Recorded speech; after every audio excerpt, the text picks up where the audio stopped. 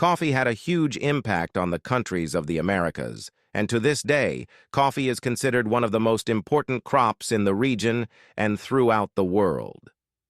Statistics tell us that about 600 million people around the world depend on the coffee industry for their survival, whether through cultivation or the stages that follow.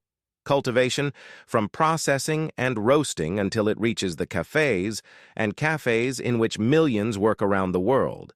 But we will leave this topic for another discussion. Coffee production in the Americas relied heavily on the labor of African slaves and conquered indigenous peoples.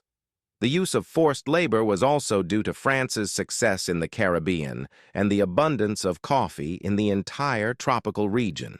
Brazil is now the largest coffee-producing country in the world, by a large margin.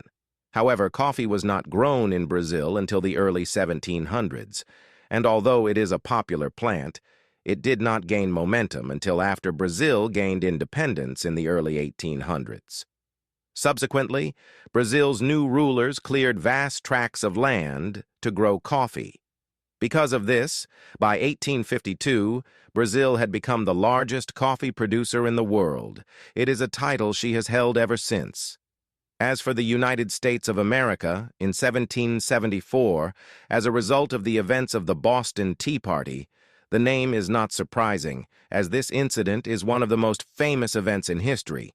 John Adams, one of the founding fathers of the United States, said that we must abandon tea and that it is considered a patriotic duty given the control of tea. The East India Company raised the prices of tea and raised them on the merchants at that time, which aroused their discontent, and they unloaded cargo ships into the waters. Many Americans turned to drinking coffee after that. In the last century, especially in 1974, the term specialty coffee appeared in America, which today receives great interest from coffee lovers around the world.